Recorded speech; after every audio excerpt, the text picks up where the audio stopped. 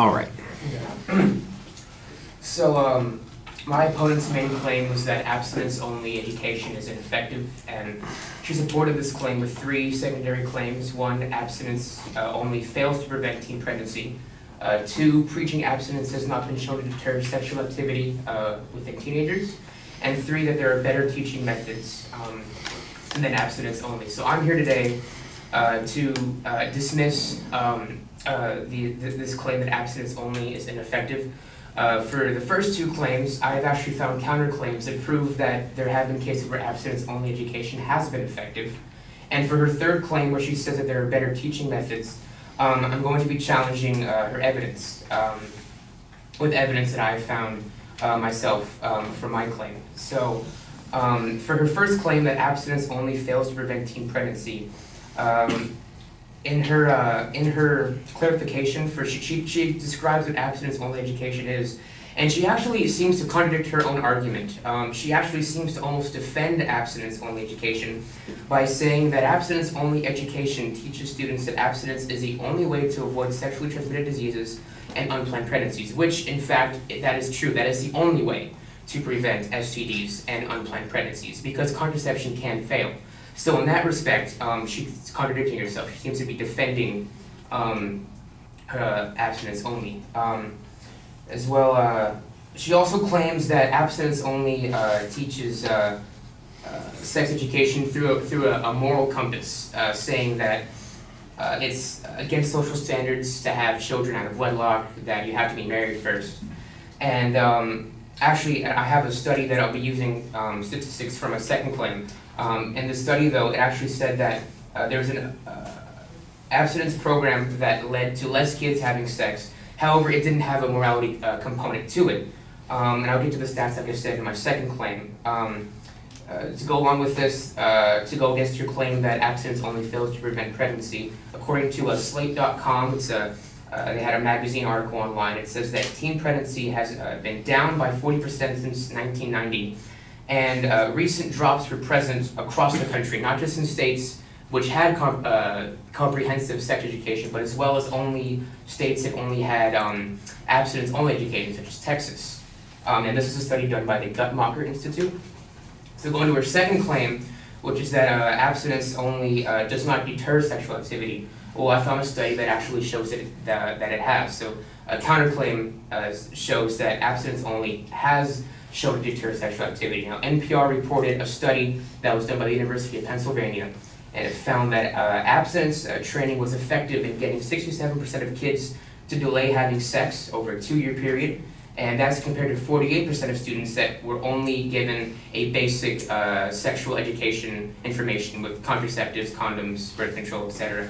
Now, these are the stats I mentioned before from Claim 1 that I said I would get into.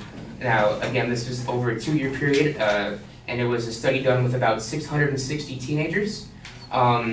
So this actually has, is an example that disproves her claim that abstinence only does not deter sexual activity, because it proved that it did in this case. Her third claim was that there are no better teaching methods. Now, to me, this seems more of a claim of value, because she's comparing one method to the other, saying that this one has more value, this has more merit to it. When in fact, I've shown through the studies that I've shown through my evidence that it has been proven in cases to be just as effective as comprehensive sexual education. And as well, it also goes against her claim earlier that abstinence only has to use a morality component to it. And in the study that they did with the 660 teens that I mentioned, they didn't portray sex in a negative light. They just told the kids, the teenagers involved, the dangers of STDs, the dangers of the risks of having a child at a young age, the burdens that it creates. It didn't say that sex was bad. It just told them the consequences of that action. So, in conclusion, I feel that my opponent did give valid evidence for her claims. However, I feel that the evidence that I've given, these claims should be dismissed because I've found evidence to disprove what she said. Thank you.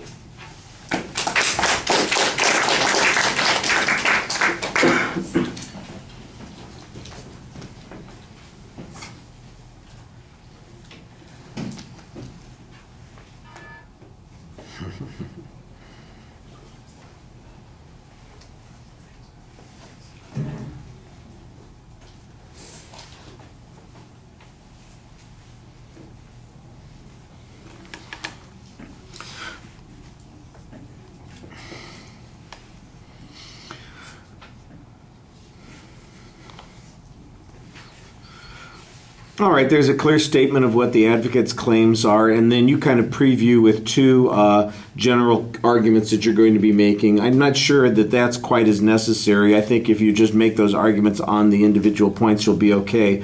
On the first point, it basically comes down to an argument that says, look, the advocate is saying that abstinence is, in fact, the only way to prevent pregnancy and STDs, so they acknowledge that that's true. The real question then becomes, what's more effective at getting kids to refrain from engaging in these risky behaviors, or if the comprehensive programs that they talk about reduces the risk of those things more than delaying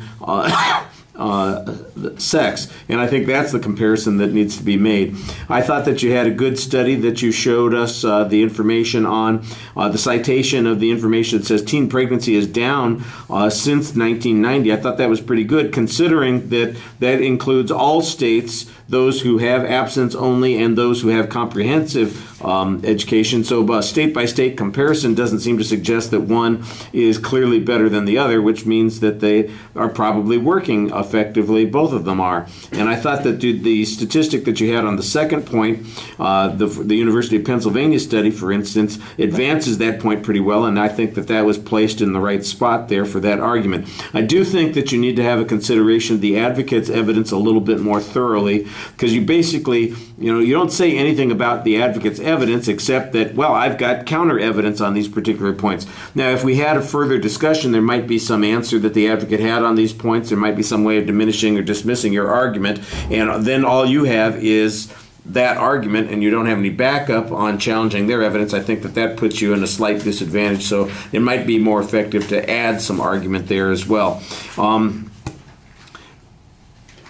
And I thought you did a pretty good job summarizing the argument at the end as well. All right. Merci.